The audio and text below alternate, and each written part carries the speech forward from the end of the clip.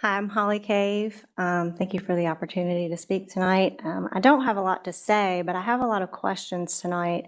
And I think that it's a good thing that public comment comes before the rest of the stuff in these meetings, because that way we can ask you. And like tonight, for example, I think the superintendent's coming with a recommendation for a family life education textbook committee. And so I have questions about, how those committees are picked, who decides that, and what are the,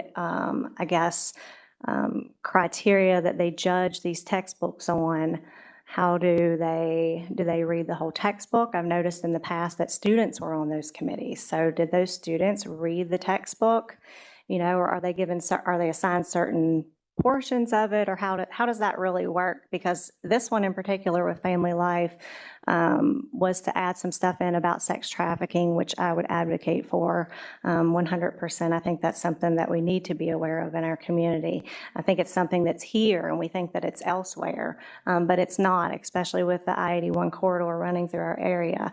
So I think it's important, but I also think it's important that we have people on that committee that are like, oh, okay, I see where we're adding in this stuff about sex trafficking, but are there other ideologies coming in with this textbook? And so just in the interest of transparency, it would be great if we could get that question answered.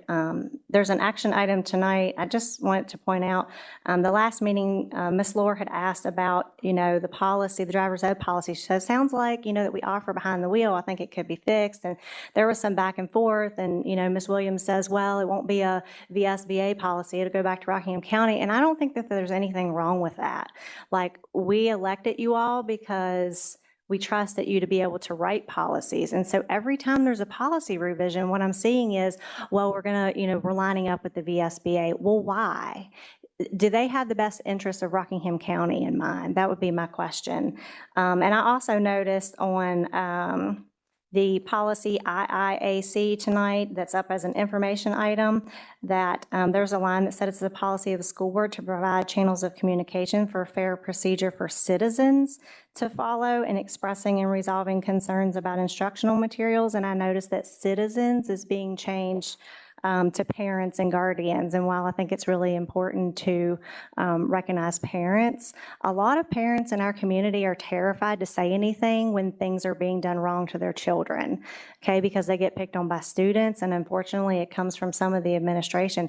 And parents in our area, they don't want to say anything. So it takes someone like me out of the loop to be able to speak for them. And so I just wanted to let you all know that there are people watching that are aware of these policy revisions and what's going on. Thank you so much.